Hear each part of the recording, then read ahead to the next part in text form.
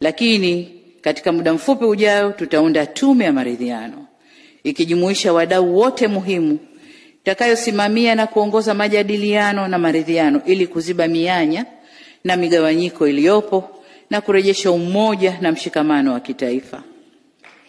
Naomba nikumbushe kuwa nia ya kuwa na tume ya maridhiano ilikuwepo hata kabla matukio ya Oktoba 25 na ni moja ya ahadi zangu nilizoziahidi kutekeleza ndani ya siku 100 za kwanza.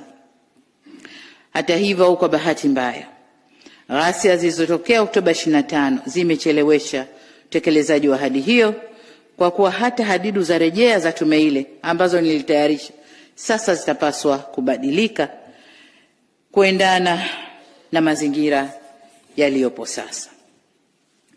La pili tutakalofanya ni baada ya tume ya maridhiano kuwasilisha ripoti yake, maoni na mapendekezo yatakayowasilishwa ndio yatakayoelekeza au yatakayoelekezwa kwenye mchakato wa kurekebisha katiba ya nchi.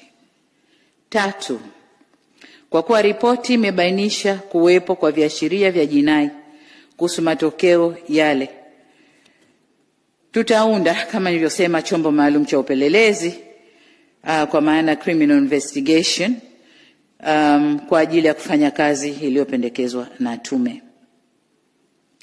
Ripoti ile au chombo kile kitaangalia masuala yaliyobainishwa na kubaini waliohusika katika kupanga, kuratibu na kufadhili matukio ya ghasia au vurugu. Lakini vile vile watajielekeza kubaini wahusika wa matukio ya uhalifu, kwa sababu kuna vurugu, kuna na uhalifu. Kuna wale wote ambao walikuwa wanavunja maduka, kuvamia na kuiba, tutajielekeza huko. Kwa bahati nzuri picha zipo zitatuongoza kwenye mambo hayo. Unaweza kusubscribe About Bongo TV pale YouTube ili uenjoy zaidi.